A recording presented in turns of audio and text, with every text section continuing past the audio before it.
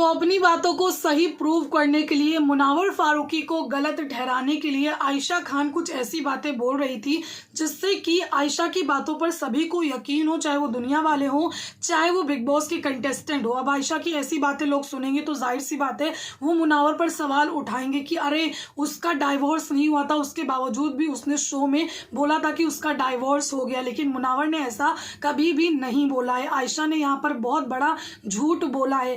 यहाँ पर आयशा खान कल कह रही थी अंकिता लोखंडे के सामने, ईशा के सामने, घर वालों के सामने कि उसने झूठ बोला लॉकअप में कि मेरा जो है ना डाइवोर्स हो गया और नाजिला का जो रिश्ता जो है ना मतलब ओपन हो गया था सबके सामने, इसलिए उसने झूठ बोला कि डाइवोर्स हो गया, बल्कि ऐसा नहीं हुआ था। लेकिन मुनावर फारूकी ने कभी भी नहीं बोला कि उसका डाइवोर्स हो गया है। उसने बोला था कि 1-1.5 साल से मैं अलग रहता हूँ, कुछ चीज़ें हैं जो कि कोर्ट में चीज़ें जा रही हैं। इसका मतलब ये बिल्कुल भी नहीं हुआ कि उस वक्त उसका डाइवोर्स हो गया, उसने ऐसा बोला। उसने बोला कि कोर्ट में चीज़ें जा रही हैं, प्रोसेस होता है।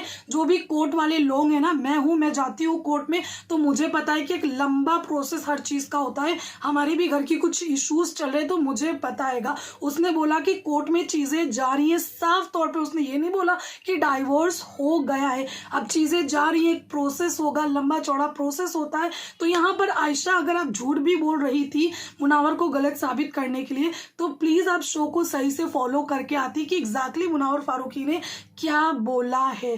फिलहाल आप लोगों को एग्जाम्पल दे दे करके बता रही हैं कि ऐसा किया, उस शो में वैसा किया। सारी चीज़ें रिकॉर्डेड हैं, दुनिया के सामने लोगों ने शो देखा है। अगर आप वो जहाँ पर गलत होगा, जहाँ पर सही होगा, लोगों को पता चल जाएगा। लेकिन इतना प्लीज़ मत गिरिए। Thank you.